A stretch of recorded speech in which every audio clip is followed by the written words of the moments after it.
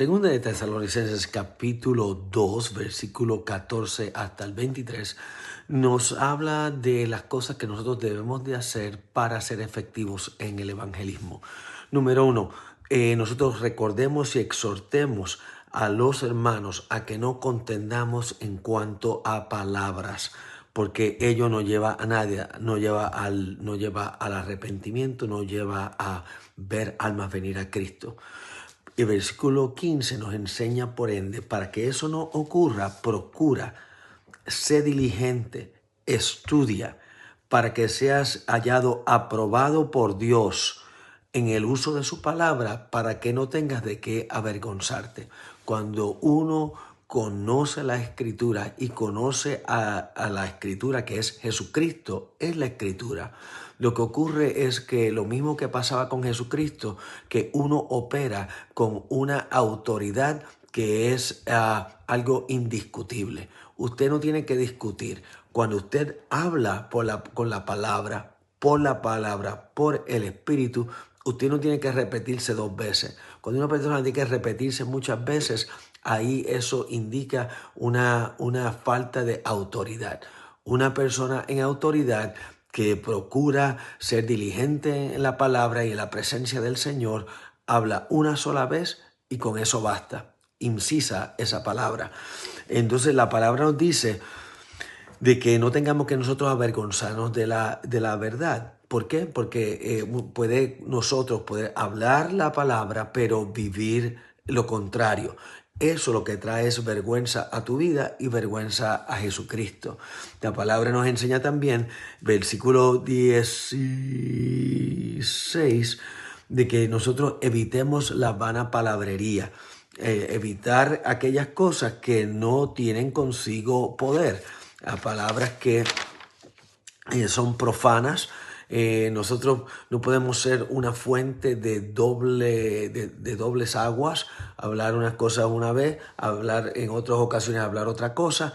Nuestra palabra debe ser siempre dulce, debe ser siempre poderosa, refrescante, para que de esa manera pues no seamos un grifo con 2 diferentes aguas, agua salada y agua dulce.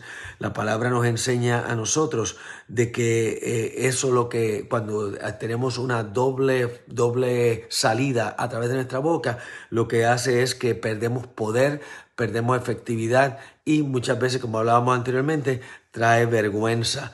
Entonces, porque sabemos que este tipo de conversación lo que lleva es más y más a la impiedad, dice la palabra en el versículo 16, y su palabra carcome, es algo que no es edifica, sino lo que hace es que resta, porque una palabra de Dios traída por un mal testimonio, sí, es la palabra de Dios, pero lo que hace es que causa una quemazón, causa un dolor, es como un martillo, no es algo que traiga beneficio, es algo que destruye más que edifica muchas veces. La palabra nos enseña también a nosotros de que en el versículo dice el versículo 16 que vanas palabrerías, porque por ejemplo, perdone que repita esto, pero Pablo decía en el 1 Corintios capítulo 2, nos habla que él no fue al pueblo de Corintio con palabras, sino con poder, porque él llevaba una vida que respaldaba la palabra que él llevaba. Versículo 19 nos habla de que el fundamento de Dios es firme. Fíjese el fundamento de la fe. El fundamento dice, conoce al Señor a los que son suyos. Si tú eres de Cristo, Cristo te conoce a ti y Él te respalda a ti. Y número 2, Él dice que apártese de iniquidad todo aquel que invoca su nombre. Tenemos que nosotros apartarnos en pensamiento, apartarnos en acción, apartarnos en lo que es entre medio de estas 2 cosas, la acción y el pensamiento, está el entretenimiento. Guardémonos de ello porque es el lugar donde muchos de nosotros decaemos, muchos de nosotros somos debilitados, porque en esta parte que es el tiempo que nosotros discrecionario, que es tiempo de nosotros mismos, lo mal utilizamos.